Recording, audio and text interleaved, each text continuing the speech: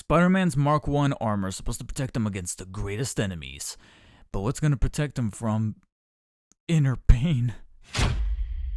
Hey everyone, David here with a much more contemporary Spider-Man figure review. Up until this point, I was just doing a bunch of throwbacks to some of the older Spider-Man movie figures that I've had, or things that I've just had kind of hanging around, whether they be from yard sales or store purchases that were catered to Spider-Man. This is actually a little bit more up to date because for a while I was kind of here and there, kind of on the fence as far as Marvel Legends were concerned, because personally I felt like they never really had anything that I gravitated towards. A couple of interesting things here and there, but nothing that really clicked with me.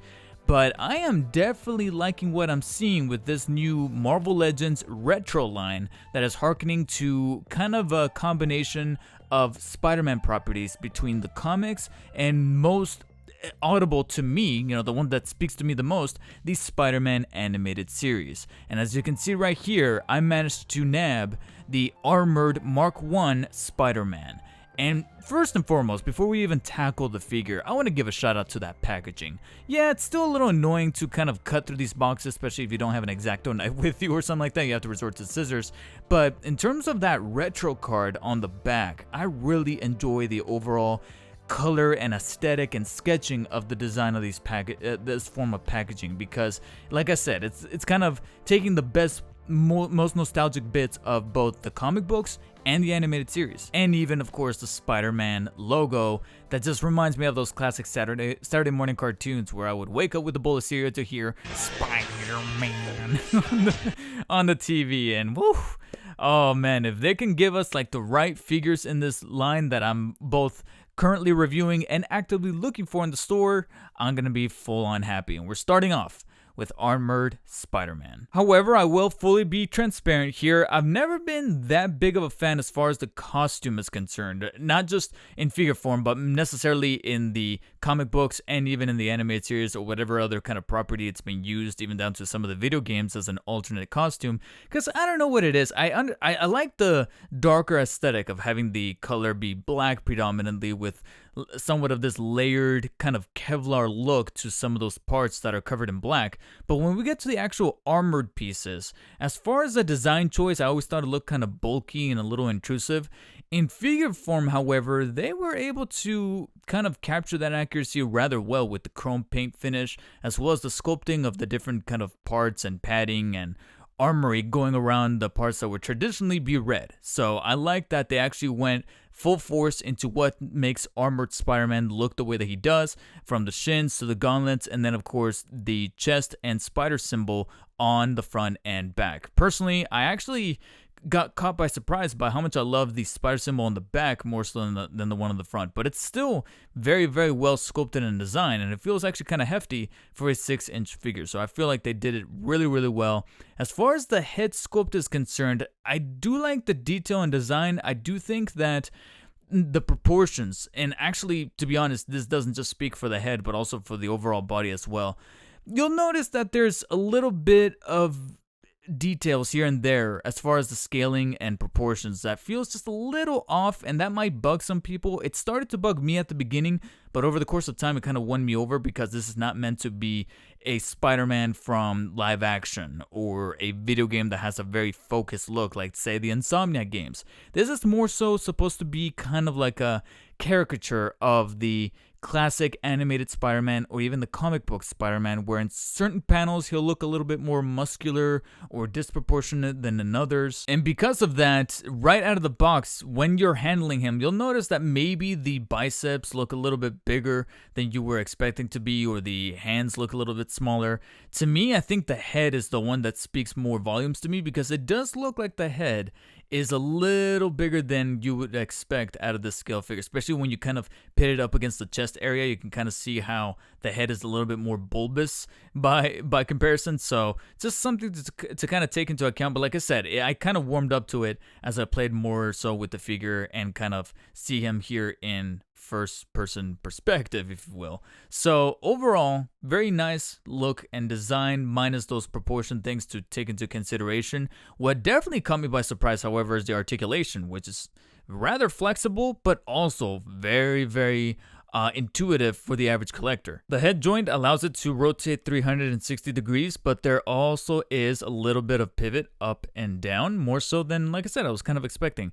There's also a slight tilt to the left and right, but not as fluid as the one on the y-axis, if you will.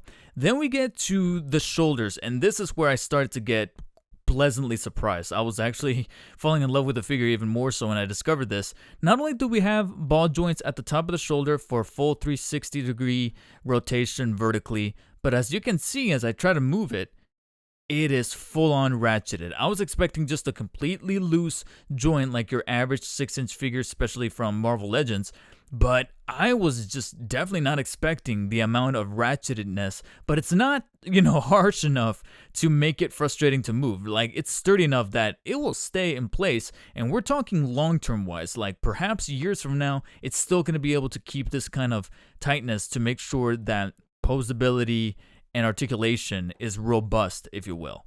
Then you can also extend the arm upwards about that far before you start to feel a little bit of hesitance there in that ball joint. And you do have a bicep swivel that is a little bit on the looser side. It's not ratcheted, but it's still tight enough to kind of keep in position.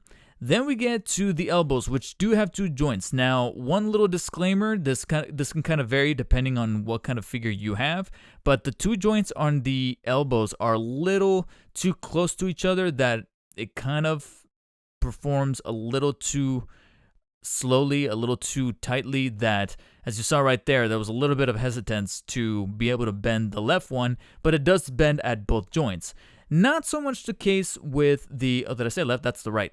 The left one, on the other hand, however, only has the bottom joint movable, and try as I might, even with a hot blow dryer, I could not get the top joint loose enough to be able to bend it, and I do not want to risk breaking the figure by trying to force it on this part of the forearm. So just be careful with that if that happens to happen on your figure, because that unfortunately did happen with mine. So mine is sadly stuck at one joint on the elbow.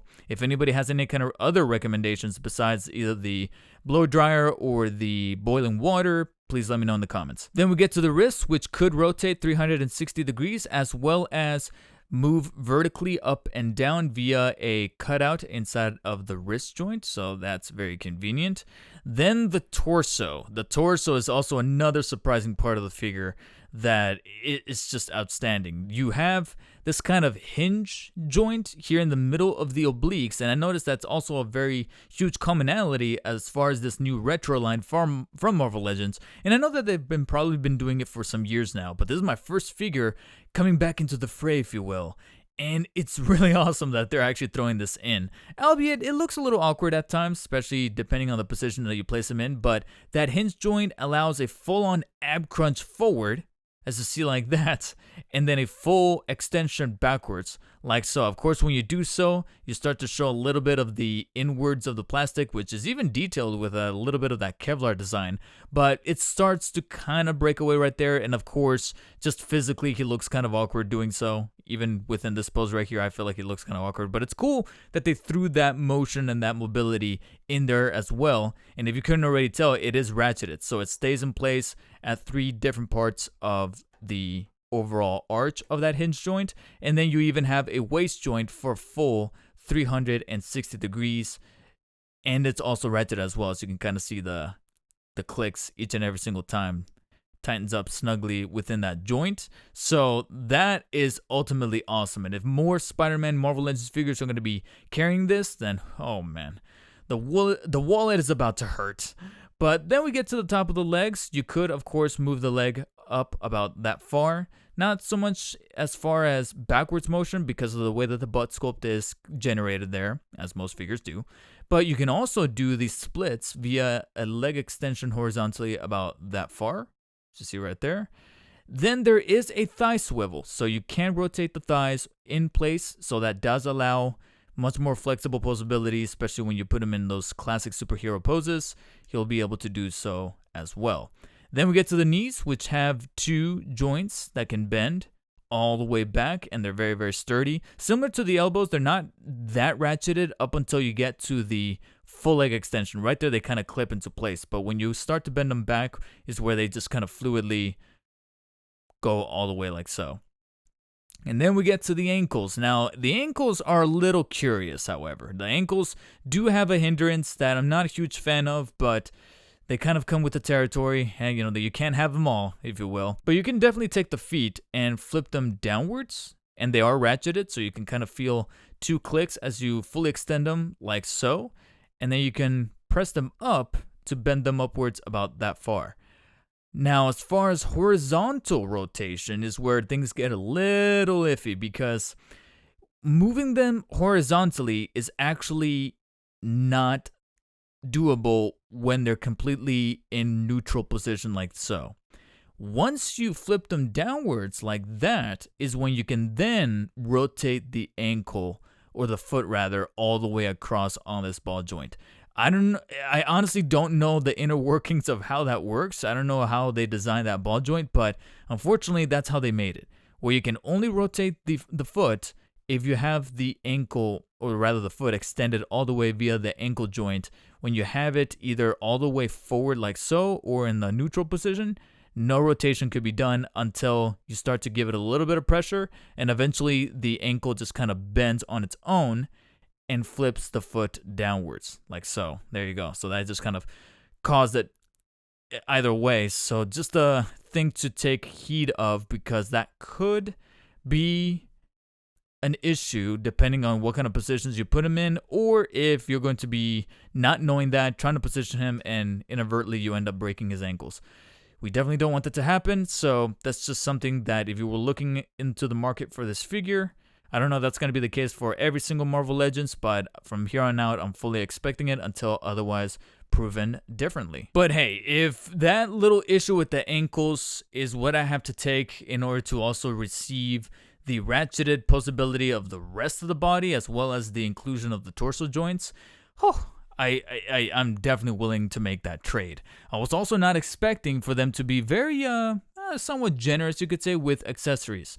Of course, being Spidey, he's going to come with alternate web-spinning hands, and they are swappable with the default fist hands that he comes with. Now, swapping the hands is a little tough. It's actually a little tougher than I would have come to expect, because they come with these cylindrical joints there at the very end that kind of have like a swollen part in the middle there. I don't know how to describe it.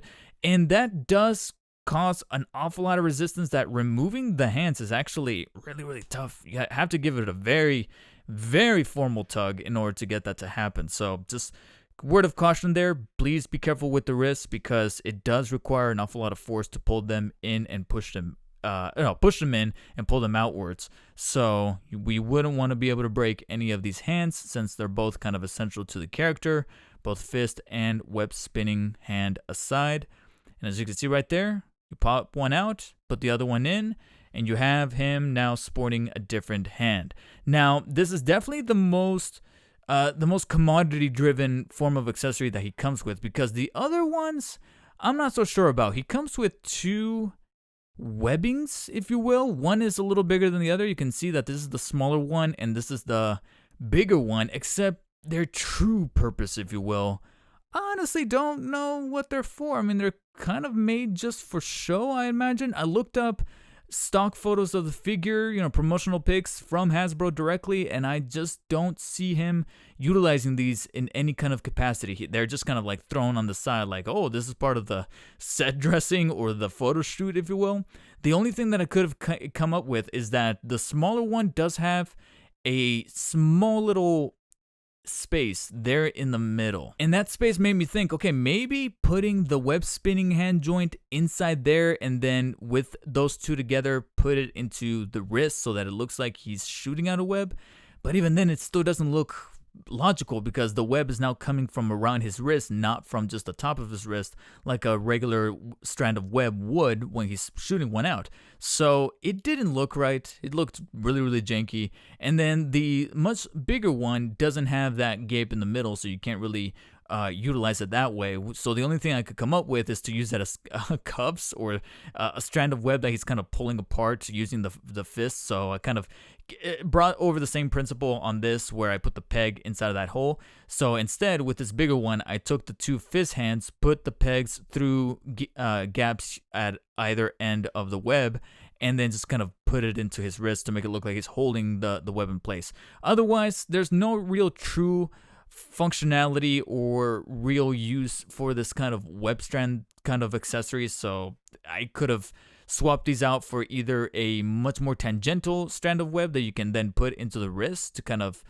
formulate it that way, or instead just kind of have it be a different hand accessory, like an open hand or something. I would have taken that more so. Nevertheless, for this being, technically speaking, my first Marvel Legends figure in a very, very long time, to kind of indoctrinate me, if you will, into the Marvel Legends retro line, I would say it's doing a very, very good job. A little bit of the questionable accessories as well as the slightly compromising articulation of the ankles aside, this figure really caught me off by surprise. That though I have my own subjective views on the actual armored suit and it being my least utilized suit in certain video games that give me the option to swap out the costume, this is still a worthwhile figure for any Spider-Man fan and Spider-Man figure collecting fan, especially if you're getting into the Marvel Legends retro line like I am. So hopefully you guys are on the same boat, and if you are and you want to pick up your own Marvel Legends retro armored Spider-Man figure, be sure to use the affiliate link in the description. It will help out the channel quite a bit, and you can get your own in the process. In the meantime though, if you guys want to check out other Spider-Man related content, check out the video showing up on screen right now. I do look forward to reviewing some more of the Marvel Legends retro figures in the very near future. I actually have a couple on the way, so we'll see how that exactly plays out here in the weeks and videos to come. But in the meantime though, I hope you guys stay tuned. Make sure to subscribe and turn on notifications if you haven't already done so. And as always guys, stay humble. I'll see you later.